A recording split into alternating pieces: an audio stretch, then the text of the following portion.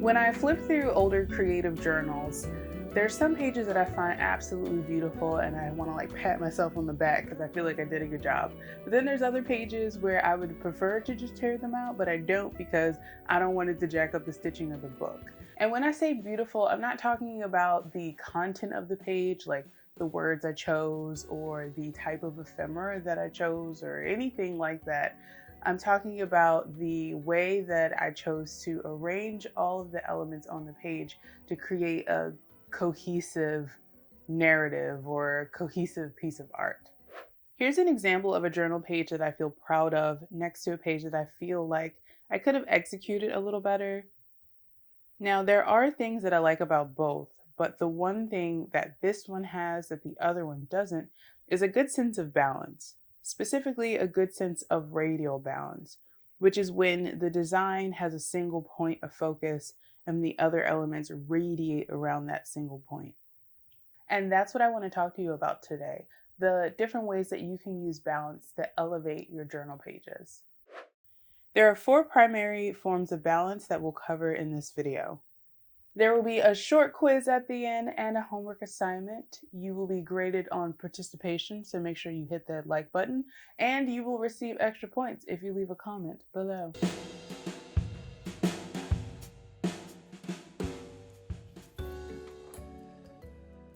Of all of the balances, symmetry has to be the most popular one. Symmetry is when elements mirror one another or share the same amount of visual weight on either side of a central point or axis. It's the type of balance that the human eye enjoys the most because its orderliness is just enjoyable to look at. Symmetry creates a feeling of comfort because it's one that we're the most familiar with.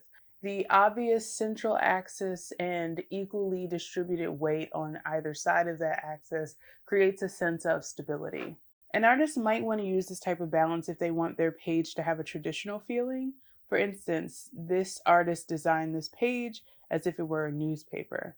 They had a lot of text, and going this route might have been their best bet to make reading more pleasurable. Another way you can use it is by creating a frame or border. The frame stabilizes whatever goes inside of it. Even if the content on the inside may not be symmetrical, you'll still feel a sense of stability because of the outside borders.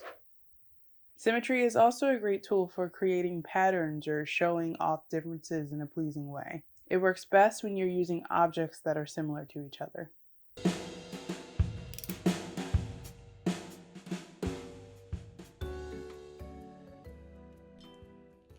Asymmetry might be the one that challenges the brain the most. Asymmetry happens when elements don't mirror each other and don't share equal visual weight across the central point or axis like they do in symmetrical compositions. Instead of even distribution, tension and contrast guide the composition.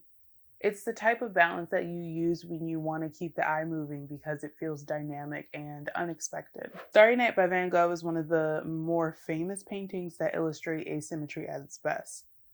There are a few other art principles happening that are aiding in the feeling of balance in this painting, but today we're focused on composition only. And the reason why the tree and the moon feel balanced, though they are different shapes and sizes, is because they are anchored at opposite sides of one another. So why would we want to use asymmetry in our designs? We'd want to use it to create energy and movement because our eyes naturally try to make sense of the imbalance. The shifting visual weight keeps us engaged, making us linger just a little longer. Another reason why an artist might want to use asymmetry on their page is if they want their page to feel modern or unconventional. For instance, this artist arranged their layout with an off-centered focal point and varied text sizes, creating an active and engaging composition. Another way to use asymmetry is to guide the viewer's eye. Placing elements intentionally off balance can create a sense of motion or direct attention towards a focal point. Asymmetry is also a great tool for making a page feel organic and natural, less structured but still intentional.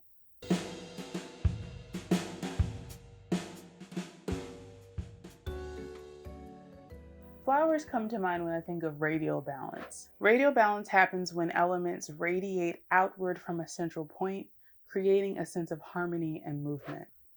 Radial balance gives a nice sense of unity and flow. Your eye immediately goes to the middle and then outward, and it gives the whole composition a really nice sense of expansiveness and just energy. A great example of this is this journal page that was designed like a sunburst, drawing attention to the center where the most important element is placed. This technique is great for emphasizing a focal point while keeping the composition balanced. Another way to use radial balance is by creating a spiral with the elements, like how this artist used it here. Radial balance is also ideal for creating patterns and organic movement. I think it looks amazing when working with natural elements and themes.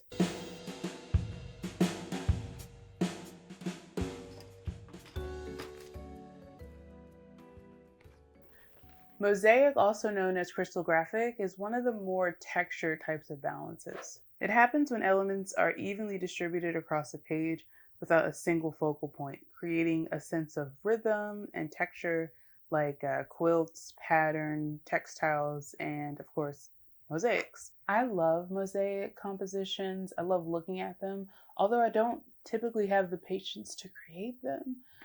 Because essentially they're just a pattern. They're just so rich, and I like that no area dominates the other. It's just a nice little blanket of design.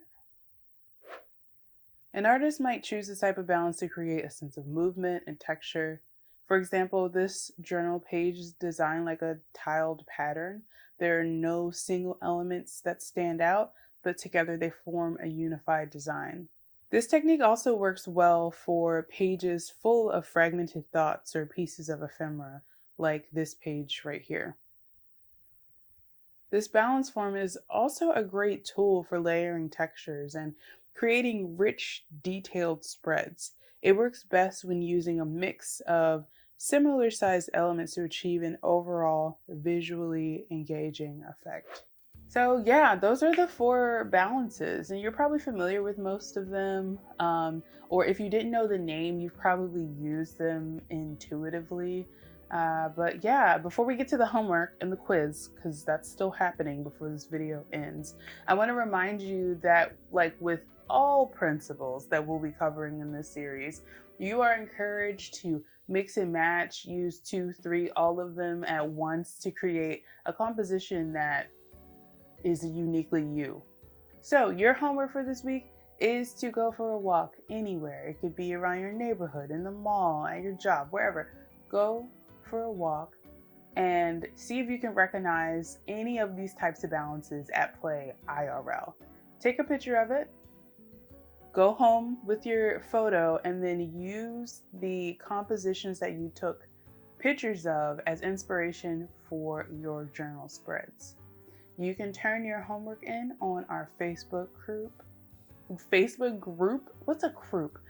Turn your homework in on the Facebook group. The link is in the description below. Thank you for sitting in on this lecture that nobody asked for.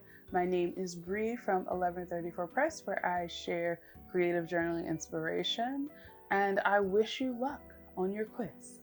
Bye.